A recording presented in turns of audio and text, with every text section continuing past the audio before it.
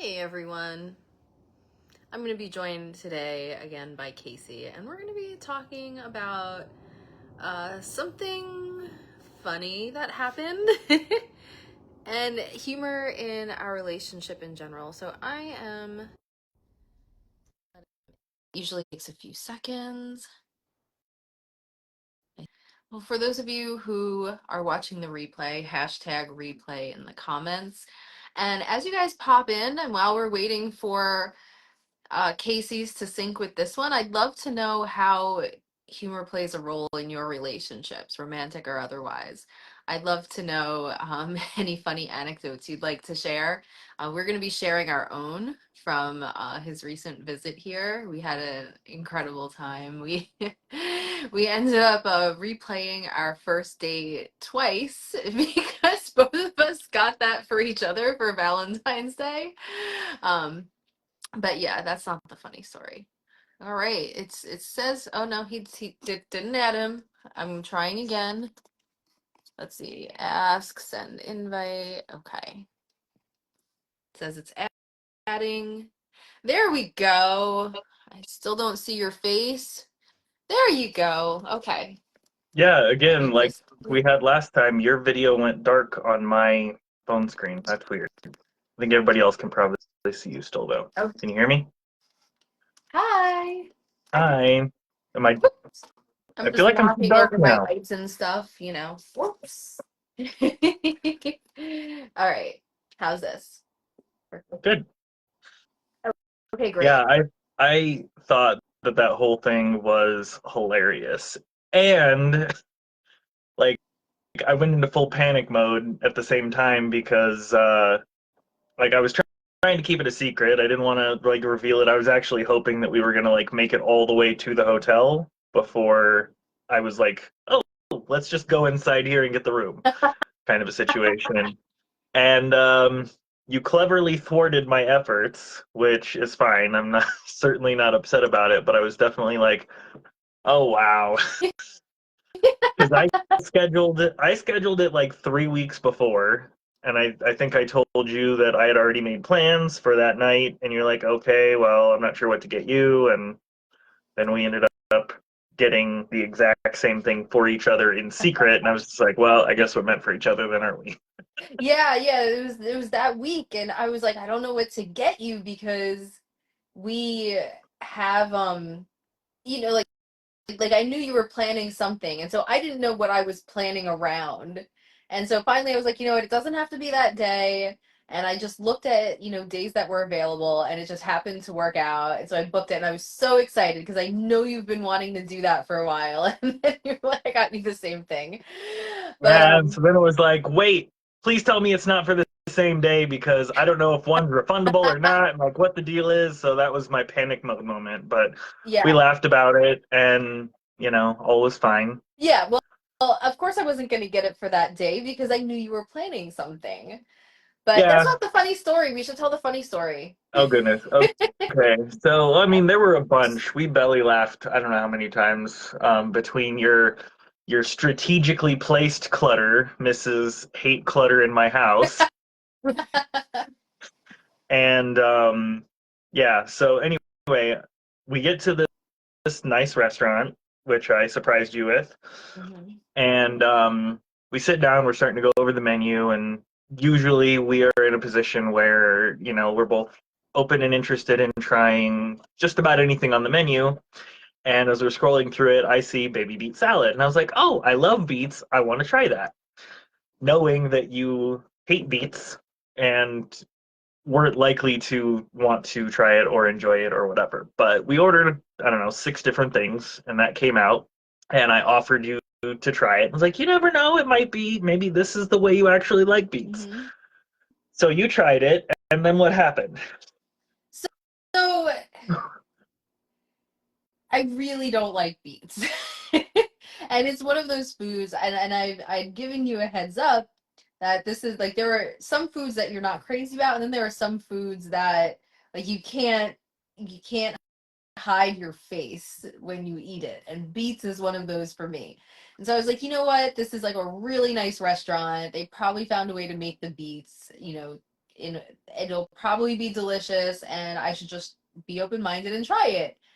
So I did, and I didn't even notice I was making the face until you started laughing because it didn't taste as bad as beets normally taste to me. So to me, I was like, "Oh, these aren't so bad," but you saw the face immediately. It was just like this, like little kid toddler, like it's just like one of those, and I couldn't help it. And so then you started cracking up, and I started like dying of laughter, and you posted the pictures about it. Yeah. But I think the funnier part is what happened later, because we were on the bus, headed home. This must have been the next day. I don't know.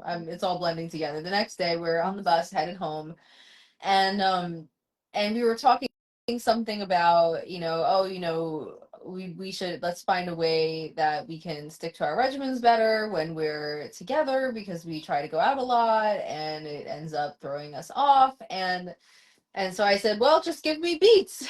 And all of a sudden you started beatboxing on a public New York City bus. They literally like, and I'm just like, what the fuck? Like, what is going on? And I just started like crying up, like, what are you doing? And you're like, you said you said to give you a beat. And I was like, no, I beets the vegetable. And so then we were both just like dying on this bus in front of everybody, and it was pretty hysterical. Yeah, I thought the funniest part of that was like, we're having this conversation and it was funny the way that the whole conversation was going in general, and then we diverted off a little bit to the whole diet thing and eating better, and then all of a sudden you made the comment about beets, and I swear to God, I heard was like, this is the most random request on a New York subway that I have ever, or a bus that I've ever heard in my life. But you know what? I'm gonna go with it, and I did. And like, imagine me beatboxing. I am not musically inclined. I played the violin for a while, but I was not a drummer. There's no rhythm to that. I mean, it was just like this It was super white guy ridiculous. on a subway on a bus. It was awful. I can only imagine. Like, I'm pretty sure that everybody that around there was just like, what's going on? And then we I laughed. don't think anybody even noticed. It's New York City. No, I mean, unless they had headphones in, they noticed because it was bad. I'm sure it was awful. I apologize to all of you on the subway or the bus. See, this is my issue. You call all of it the train. You're going on rides on trains, but there's a difference in my mind between a bus and a subway, but it's all trains for you guys. So it's like, okay. Just gonna take the train, and well, they connect to Mhm. each other. So there's usually a train involved at some point. If I'm just taking a bus, I'll usually say I'm taking a bus. Yeah, but anyway, I mean, just imagine me and her sitting next to each other, and she says, "Give me a beat," and I start beatboxing. I'm like, this is the most random request. I'm like, In do I New look York like I City, beatbox? the home of hip hop, like the birthplace of hip hop, Casey starts beatboxing badly. Yeah. So It was great. I'm like, this it's like it didn't make sense, but I'm like, you know what? I'm just gonna roll with it. We're gonna see what happens because I don't know what she's gonna do. She's gonna sing now, and it's gonna be this whole thing on this way. And you looked at me like, what the Yeah, it fuck was is gonna be going like that scene in Rent. Let's open up a restaurant in Santa Fe, and I'd be swinging around the poles and the buses, and then everyone would join in. Flash Oh, mob? oh, We're gonna create a fat flash mob on the bus. oh. I'm not that cool or creative. Like that Well, just and neither am I, and that's what makes it so much more funny because it was just like, what are we like? I started. It was like 4 seconds worth of attempted terrible beatboxing, but then you explained yourself, and I just couldn't control it. I was like, oh my god, that makes so much more sense. Why didn't I hear that instead of the other? I don't we know. literally laughed until we couldn't breathe. But anyway, why are we talking about this? there was a method to you wanting to talk about this today. Yeah, I feel like in reflecting on a lot of different things over the last couple of months, I have definitely made connections between my inability to really like get into humor like that, especially with the kids, um, and it being a significant like drawback towards my relationship with them because it's like I can still hear my parents telling me I'm being too loud, or I don't know when to quit, or that's too much, or you don't know when to stop, or whatever the phrase of the week was. And I really don't want that for them because they are super silly and goofy and they enjoy it. And why would I want to stop my kids from enjoying themselves and laughing, even if it's the most ridiculous 7, 10, and 12-year-old humor that there is? You know, it's all butt and fart and poop jokes with boys, Yes. but I need to create space for that. I need to have them have that level of goofiness and like everything because I think that sparks creativity and all kinds of other things that I miss from when I was a kid. I just didn't have those things. And I think that between our relationship really opening up the space for us to really genuinely be ourselves, which is not something that I've felt ever before, but it is absolutely life changing. um, it's one of those things where now it's like I'm assuming it's always been a lifestyle like thing for you to be able to create spaces that harbor peace and tranquility, or at least as much as humanly possible given the surroundings. Sometimes it's harder to get away from unhealthy situations, and oh god, my nose is starting to go crazy. But anyway, um, sometimes it's harder to get away from those in certain situations, but in general, like being around you and the kids being around you has absolutely been just like a complete twist to what I'm used to from close family and friends and everything. There's a lot of cynicism and like even like reflecting through things that I'm struggling to find the words, but like perfectionism within myself. It comes from a place of always noticing what's wrong, what's broken, what's not good enough, and so on. And I don't want my kids growing up in that environment either, because I recognize so many unhealthy traits in my own behavior from that environment. And as I continue to grow through my own process and everything else, it gives me this huge like magnifying glass to be able to look at what my kids' experience is and what that's like, and going like, I didn't mean to make one of my kids cry. I wasn't trying to be mean or anything, but here my child is crying over. It's like this is not okay. So taking a really we have another comment.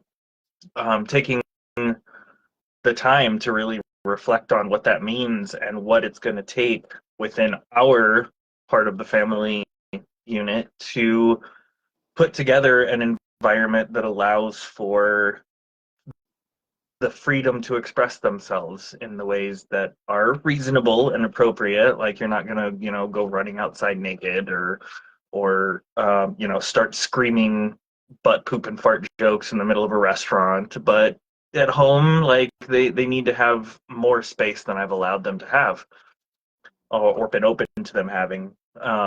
And so I really have been diving into myself and trying to help bring out more of that. And I think I very much accomplished that on the last trip, from what it sounds like. You can tell me what your thoughts are on that, but I feel like there was a lot more openness to expressing the silly parts of myself Sorry. and relationship and everything else. Yeah, I love that you brought that up because, especially for kids, they love being silly. Eric, what's my nickname for you? Silly bug. Could you hear that? Mm-hmm. Yeah. I've called him Silly Bug since he was a baby because this kid loves being silly. Yep. Careful Her with the nickname wires. for me. Her nickname for me is Silly Bug. Mm-hmm. You're always gonna be my silly bug. Really? there the we burping go. starts. There we go with the 10-year-old body function humor. Not my favorite. I mean, excuse me. Go, go, go, go. What, Go, what, go, what, go. what? All right, let's remember the appropriate timing. So yeah, it's I love that you bring it up because it is such an important way that we can bond with our kids. And you know, whether like I'm not like, you know, as silly and stuff. So it's more for me, I think, appreciating and affirming the value of his silliness when it's done appropriately at the appropriate times and places. Um, but you know, and like that's the thing, like each of us have different personalities, and what's authentic for one parent isn't authentic for everybody, and so like being mindful of like what how we can all have different parenting strengths and superpowers. So for me it's not necessarily jumping in and being silly. There are occasions when I'll do that, but mine is more so being able to like affirm and appreciate and laugh and like reflect back like, oh, you're being so silly, that's funny, you know.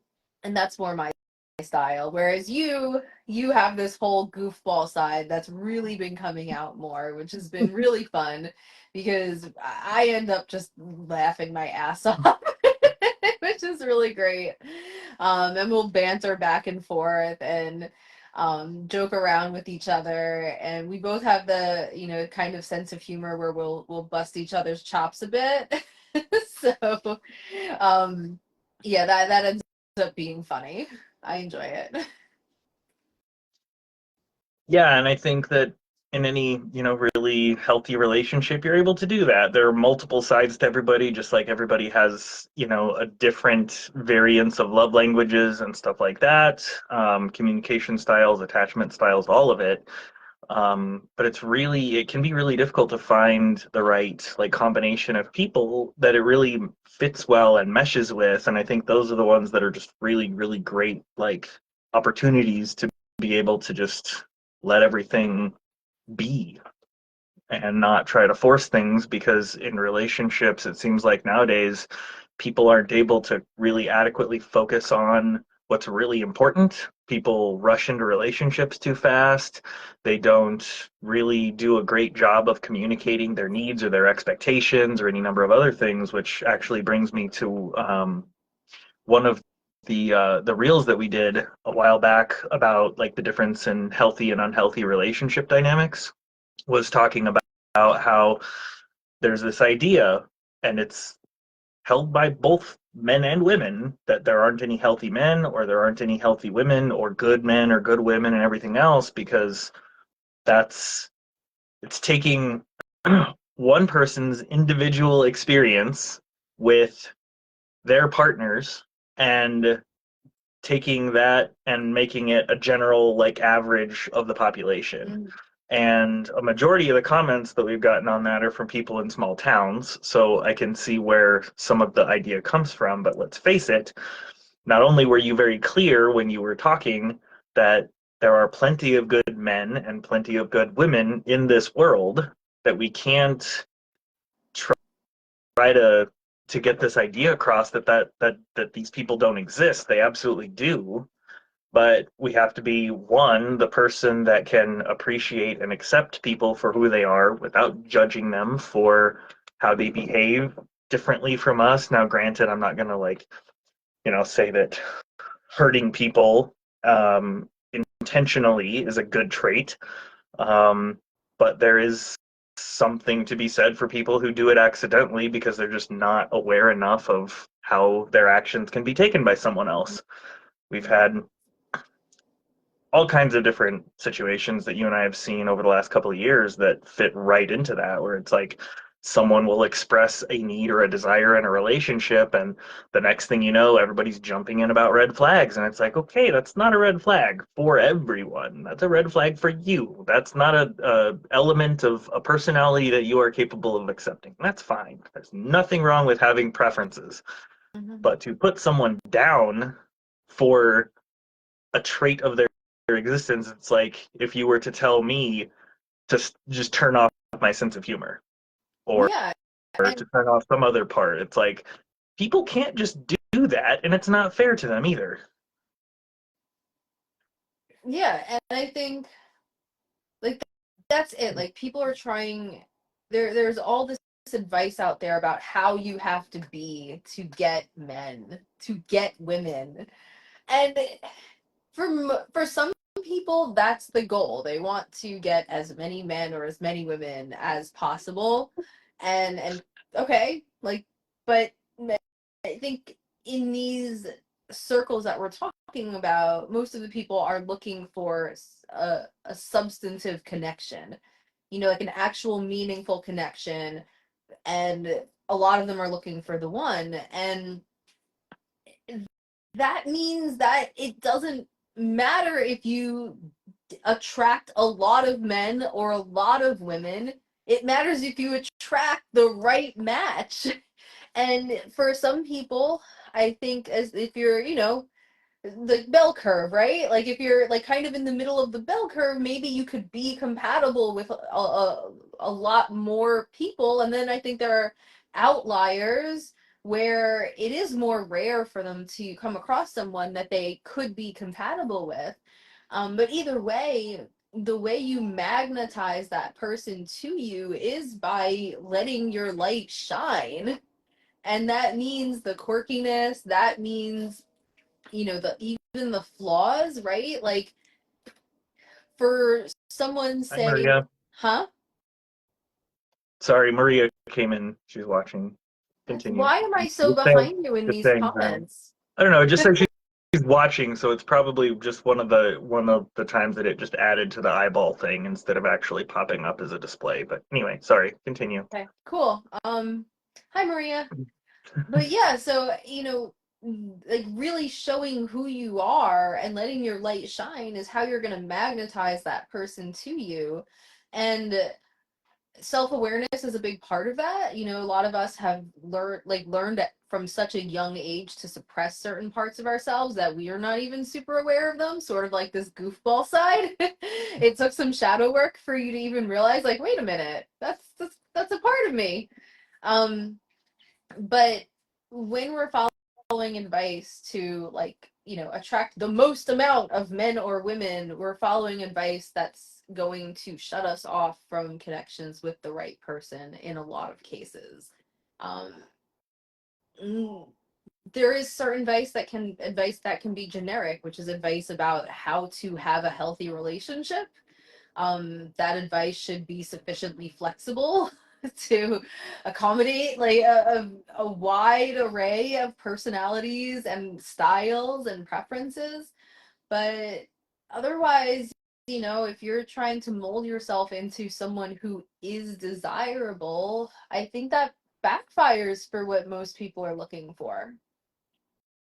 Yeah, absolutely. I think that's kind of probably rooted somewhat in people pleasing, maybe not specifically, but it's one of those things where, I mean, there are a ton of people, and I don't know what number specifically, but there's a huge percentage of the population who end up in a like feeling like they are undesirable for one reason or another. They're too something, Mm-hmm. and they feel like outsiders. Like myself, I'm sure that you felt that way at different times. I was bullied as a kid, like pretty substantially, and it doesn't feel good to feel like you're on the outside because there's a lot of time where you just want to belong, you want to fit in, um, and it's really hard at those stages at the same time, which is the really unfortunate part, to like it's not accepted by the group of people, like the middle of the bell curve, when you are a little bit louder, a little bit more goofy, a little bit more serious, a little bit more whatever than what other people are comfortable with, because they bully you for it. Like they bully you just because you're different. And I think that that's one of the things that help to bring us together, because we can appreciate the sort of spectrum of different personality types and beliefs and thought systems and everything, even if it isn't something that we specifically believe or align with, or would like, it's not the way that we would live our lives, that doesn't make it wrong or bad necessarily. Like, I'm not going to justify someone unaliving somebody else, but there are people who have severe food allergies. And there are people who there are people who, like, let's say they're on a vegan diet for ethical reasons versus a vegan diet for what they feel like is the appropriate diet for them, and those are two very different things, and they display those traits differently. Like, some people are vegan and they have to tell everybody about it on purpose because they feel like they're ethically superior on some level, and then there are other people who just, I just happen to like most of these foods, and I feel healthier on them. Because I think you were vegan for a little while, right? I was never vegan. I ate mostly vegan because my body has a tendency towards inflammation and doesn't clear it out very Hey, easily. Jill. And so, how are you seeing all these people and I'm not It's getting the okay. I'll update? just keep you Okay, updated. hi Just Jill. say hi and keep talking. um, yeah, so veganism is really great for immunity and for lowering inflammation, which is a huge problem in our society and is one of the top, causes of disease, really. And so I felt great on it. The and I wasn't 100%, right? I was vegan most days of the week. But the problem was I don't do well with protein supplements. And so it wasn't optimal, right? So I got rid of a lot of health issues. And so it felt like the answer. And it was such an improvement. But as I learned more about nutrition and holistic health, I realized that I was experiencing the downside of too little protein, and supplementing didn't do very well for me. And then if I ate enough protein from healthy plant sources, first of all, my body didn't absorb it as well. Second of all, to get my body's protein needs, even if it did absorb it, I was having too many calories and getting to the point of being borderline overweight. So it was like this weird catch 22. And that's something I've dealt with my entire life. Um, and I pretty much solved it by working out like a beast up until a few years ago. Um, you know what happened with that. I had some unusual uh, this unusual complex string of injuries that came from a misdiagnosis years ago, and yeah, dealing with that now. Everything, it all ends up forcing me to dive deeper though, and then it ends up like looping in a way where it ends up helping the work that I do. So I figure I once I'm able to once I'm able to solve this, it's gonna come in handy at some point. Anyways, I digress. Yeah, I mean, I think that's one of the prime examples of how and why I think we work so well together, because we come from very, very different places all the way around. You've lived in New York most of your life, which is almost the polar opposite of Albuquerque, New Mexico.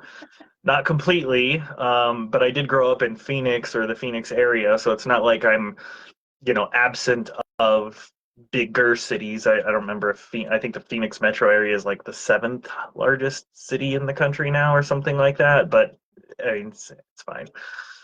Um, politically, we're very, very far apart, but because we both want peace, we both understand that ultimately it doesn't really matter who gets credit for different things, as long as what we would look at, maybe let's say for instance the happiness index instead of GDP or something along those lines, is not the category that we really necessarily care about. So we create that environment where we can have a conversation that would tear most people apart, like you would never think that a relationship between someone super far left and super far right, or where did you say you put yourself on the spectrum? If you were talking about it linear, you're somewhere over there. Oh yeah, I was like, so you have the political spectrum, and like, most, people fall in between here, and I'm like over there, like just like 2 miles that way, like perpendicular.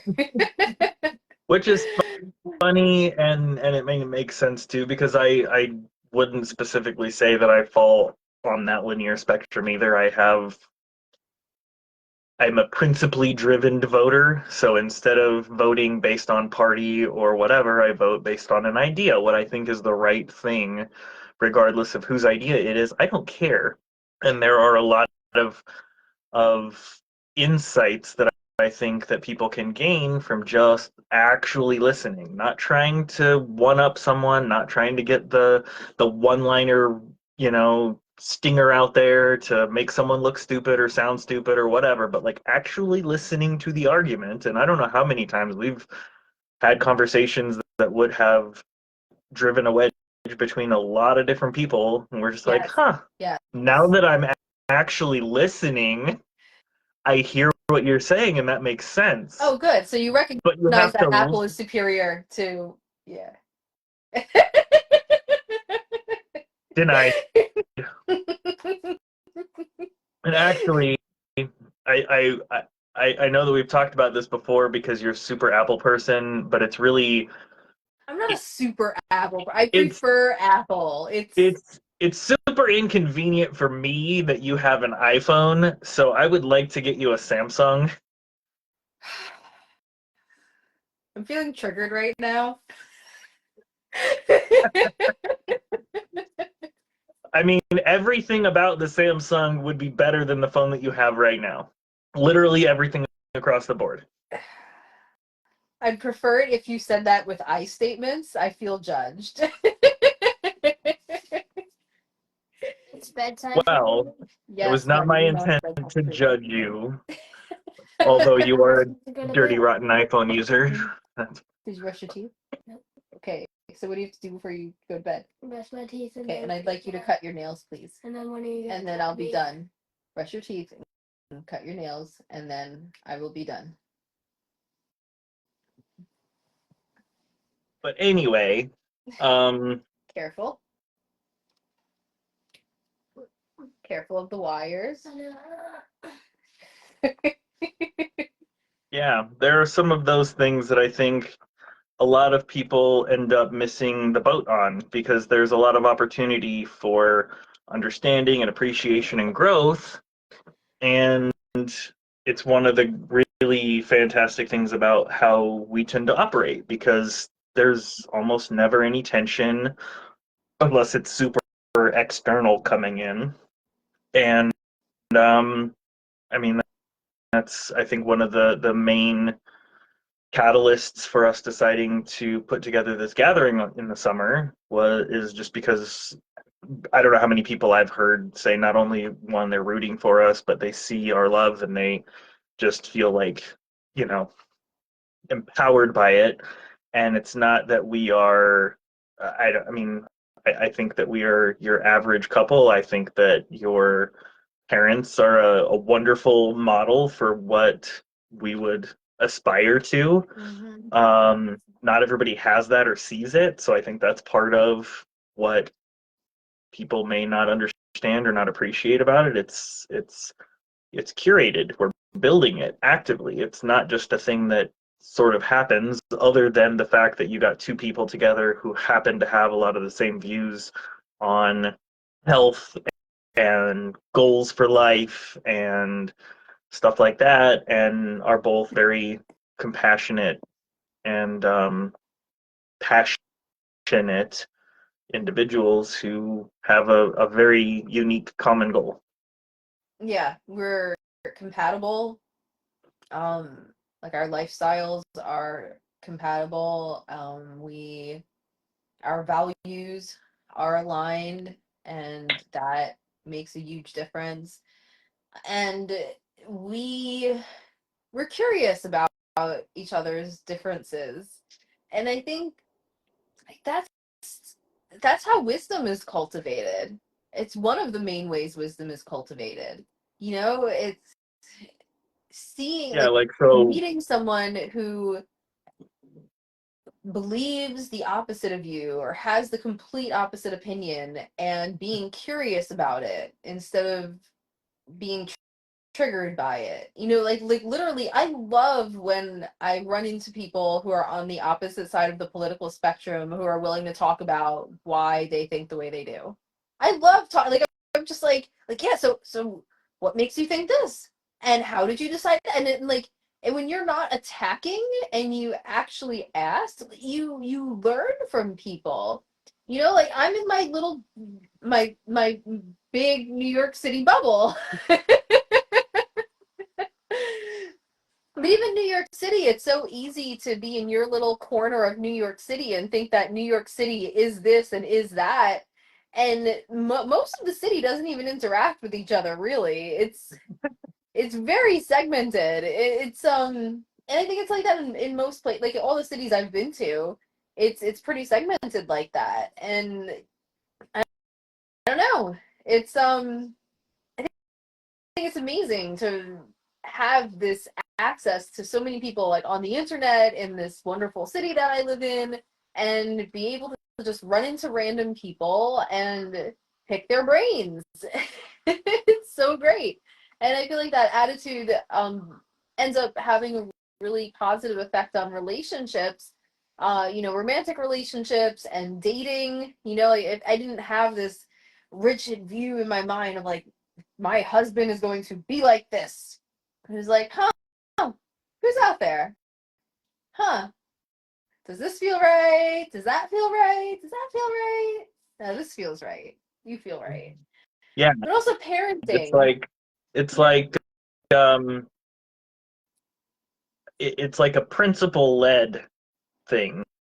So like I believe in certain values, and being open to the idea that those ideas or that those principles can manifest in multiple different ways. It could be three different kinds of behavior that you see out of a person who claims a specific label. And too often we get stuck in this thought of, well, I like this type of woman or this type of man, and we get upset when someone claims that label but doesn't act the way we think that they should in every single way. Like we're too rigid. And I think that's one of the beautiful parts about our dynamic is that, you know, we've talked about polarity, the masculine and the feminine, and how that balances out. And both of us have very strong opposites. So like you have a very strong masculine side to yourself as well, but in the right circumstances, you just float right back over to the feminine. Yeah, And yeah, both of us are dominant. Like, so I'm feminine dominant, but have a strong masculine. You're masculine dominant and have a strong feminine. And like the areas in which we tend to lean towards the opposite pole is the same, right? Like I tend to lean towards the masculine in the way I handle emotions, and you tend to lean towards the feminine in the way you handle emotions. And in like certain like social relating things, we tend to lean opposites. And so yeah, it's weird how it ends up just matching up exactly. yeah, and to explain that, I think that it's important to understand that I grew up under an extremely toxic masculine like parental figure. And so growing up with that, I saw those behaviors and I thought, "Oh, this is how I'm supposed to behave. This is my dad, this is whatever." And after 34 years of realizing not only that I didn't enjoy a lot of those things, but that they weren't healthy and so on, I went through a humongous shift and I started looking for what was actually genuine to me, not what I was supposed to do or supposed to be. And this is where I ended up. But I went through a period of like 15 years where I didn't even cry. I didn't cry when my kids were born. Like that's, I mean, I don't know about a lot of I other mean people. Maybe that that's, like we've only been together 2 years and I've seen you cry many times.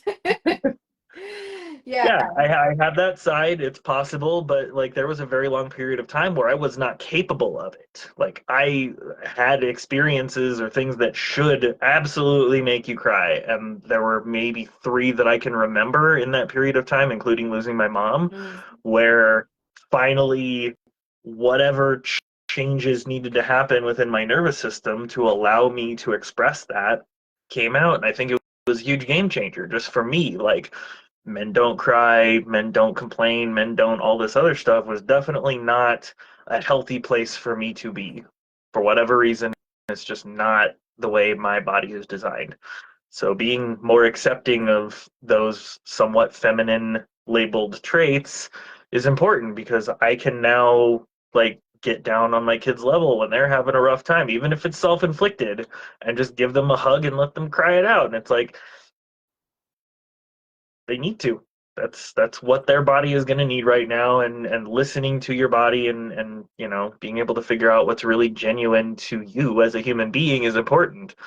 Mhm. Which is another reason that I'm really excited about the gathering because we're going to be curating that space and the people that we have involved in it such that we'll have this beautiful like kaleidoscope of different personalities and different um, thoughts and ideas that we'll be able to collaborate on lots of different life choices and everything, and just it'll be this beautiful melting pot of flexibility and compassion and creativity. Yeah, yeah. I'm really excited for it. It's very intentionally designed to foster meaningful connection between people who are mostly gonna be strangers. um and not necessarily I feel like a bunch of people coming will probably know them, but they won't know each other for the most part. And so it's really designed for that, for everyone to come together and to form these meaningful bonds with people they just met and to have deep conversations and yeah, to experience a level of a level of I guess I hate to use the word intimacy because people tend to only use it in the context of like, romantic or sexual intimacy, but I mean that literally in the sense of the words. I have like a sense of intimacy with people, even if you just met them, where we dig into the core essence of who we are and allow that to come out and shine and create that space where people feel like they can be themselves and that it's not just that it'll be accepted, but it'll be appreciated. You know, that has always been deeply important to me. And I guess because I have a similar history to you where I faced a lot of rejection and was ostracized and bullied when I was young. And so not just being accepted, but it's always been something I've craved is to feel like I'm accepted and loved for the essence of who I am, not just what I do, not because I have to be a certain way, but just like for who I am uniquely. That's always been important to me. And and so when I create a space, my own home, right? This is just any space I'm in, it's important for me to have that type of environment. And and yeah, so that's what we're going to be doing. And you know, like you were saying, setting up that space and how important it is for a relationship. I think it's that non-judgmental, that willingness to appreciate people who are opposite, have different opinions and function differently. I think that's especially important in parenting because otherwise you end up being that parent who tries to mold your kid into your vision of how things should be instead of seeing the beauty in who they are and figuring out and helping them figure out how to channel their unique traits in positive ways in the world in which we're living today. And like we have this one over here who really wants to go to bed. Hi. Okay, thank you. You cut your toenails too? No. Go cut your toenails. By the way, that is never an appropriate response to anything. Go cut your hair. No, no. Careful, careful. Yeah, and I mean it's sort of like the situation. I can give a couple of like quick examples of how we exhibit so much of this like flexibility with each other because one, we communicate really well and we aren't like there's no like competing with one another. I've been in relationships before where it feels like you have to compete with them intellectually or in some other ways, and it's just like why was that a thing? Like I don't even understand how or why that became part of like what happened with me in the past, but like Yeah, I we don't know that I compete know because it's like super obvious that I'm just so much better than you. I'm says the totally five kidding. I says love the you. 5'2". Go ahead No, I and love you. say You're can so you amazing the way you are, and I love the way we complement each other because I feel like it makes us a good team. And especially when we merge households, that's going to be it's just it's going to make it us function very, very well together. And I'm really yeah. um It's a really good thing that we're able to razz each other and stuff because I I think it's adorable how you pronounce words in New Yorker like dog and how you hate clutter, but during this last trip that I made, you strategically cluttered your kitchen floor with your shoes that were dirty so I and remember got to clean them. Because I yes, hate clutter. So if I but I'm do it, like it's gonna bother me and it's gonna remind me to clean them.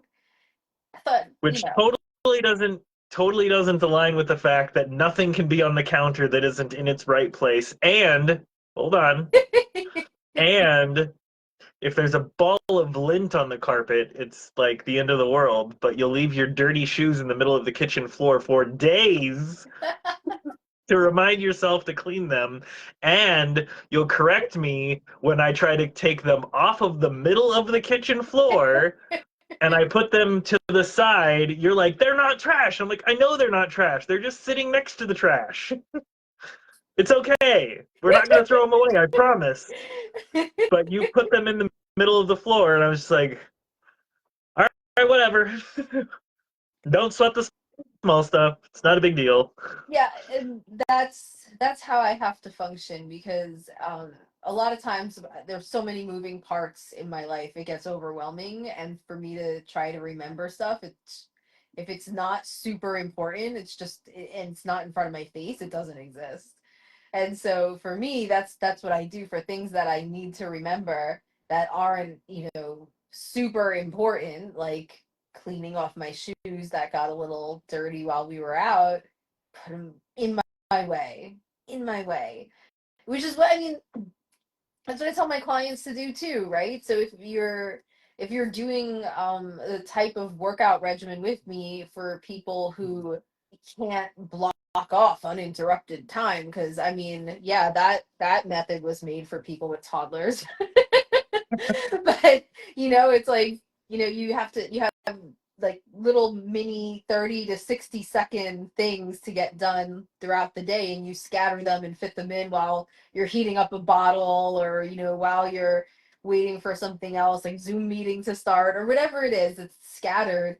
And so I tell, like, you literally put the weights or whatever you're using in the middle of the floor, so you have to step over it, because otherwise you're not going to remember to do it, because you're in work mode, mom mode, dad mode, whatever it is. You're not in that space where it's top of mind, so it has to be in your mind. But anyway, I digress again. Slightly into the weeds. We probably have like a minute before Eric's done cutting his toenails, and Okay. then it'll be time to get him to bed. So yeah, I was just thinking about like going back to that idea and with the kids and everything with giving it just I think everybody, regardless of whether they're a child or an adult, whether they're 30 or 50, I don't think there's really many situations. There are a few, but there aren't many situations where growth shouldn't be expected on some level. Like things that you prefer, whether it's foods or, like the way clothing feels on your skin. And maybe this is because we are either neurodivergent, or because we have children that are neurodivergent, but we don't really see a box. Or if there is a box, it's big enough that we still haven't found all the edges yet. And as we search and go through trying to figure out ways that make sense for us and for our kids and all of those things, it's like there are certain like structures within society that lots of people expect you to follow, and they're not always genuine for everybody. And I think that hopefully the more people interact with us, and whether they're in the chat or in some of the events that we plan virtually or otherwise, that they will feel that level of comfort in being able to share their unique quirks without feeling judged, or um, maybe it's something they can share with us that we're like, that makes so much sense. That is so much better than what I've been doing already. Why didn't I think of that? That would be great. Yeah, I'm so looking forward to seeing who's going to be there. It's going to be such a great collection of people. Even the people who've expressed interest already, there's, they're deep and it's like really quality humans. It's going to be like there's going to be such a synergy of getting these incredible minds and hearts together and seeing what unfolds from that. It's going to be awesome. Yeah, I Yeah, think I that agree. it's an important thing to think about, because a lot of people ask questions not specifically to try to learn and understand and appreciate your perspective, but to try to prove that you're using flawed logic, or that you're doing something Now that it's just time doesn't for make bed. sense in some way, shape, or form, and um, something that doesn't make sense to them, and try to prove why their way is better. Whereas you and I ask questions to understand and to attempt to better appreciate each other and the people that we interact with. So that's like the nutshell of an environment where it's just like everybody is expected to be their genuine selves.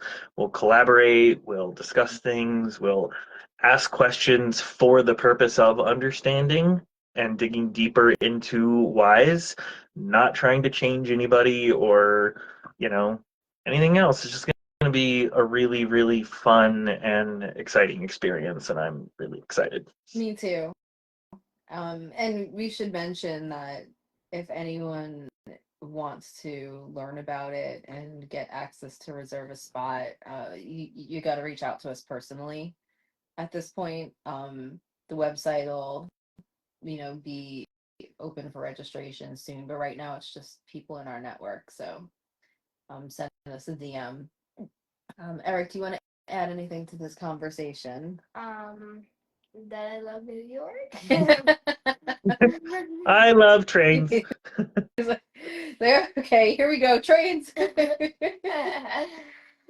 that I want to go to bed. You want to go to bed? Yes, I know. We're Yes. wrapping up All now, right, just as well, I promised. let me not stay in your way for that. I hope you both sleep well, and I've enjoyed the Me conversation. too. And yeah, we'll chat again soon. Okay, thank you for joining as always. Eric, do you want to close it out and say goodnight? Good night, guys. Hashtag replay if you're watching the replay. He knows the bit. Say your mom is a content creator without saying your mom is a content creator. This is like the picture I have of him when he was like 3, 4 years old, and he's like, "Hi, super busy Eric," and he just went on this like big monologue. It was fantastic. I was dying. But anyways, good night, everyone. Thank you for joining, Good night. and we'll see you again next week. Thank you for joining.